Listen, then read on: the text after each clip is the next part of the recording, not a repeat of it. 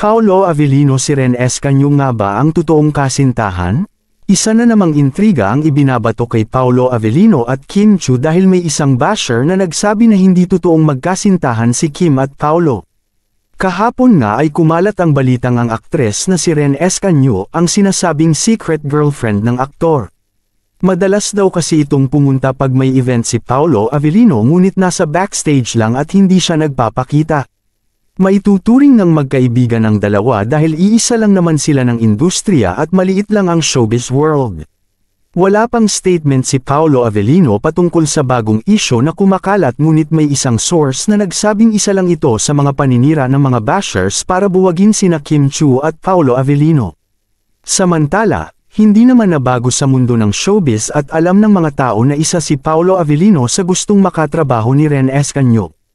Inamin nitong si Paolo Avellino ang kanyang ideal man at kung may pagkakataon na maging workmate sila ay magiging masaya siya.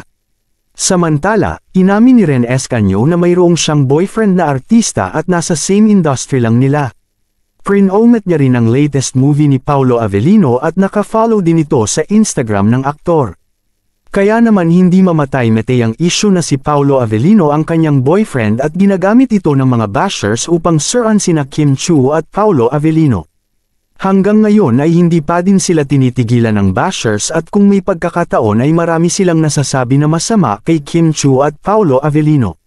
Samantala, nag-post naman si Kim Chiu ngayon sa kanyang Instagram account ng isang photo na may caption na "Make a wish for once as a secret and if I manifest best guess I'll keep it."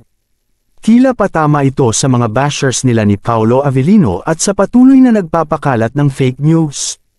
Anong masasabi ninyo sa balitang ito? Comment on below. Maraming salamat sa panunood at huwag kalimutang mag-subscribe for more videos.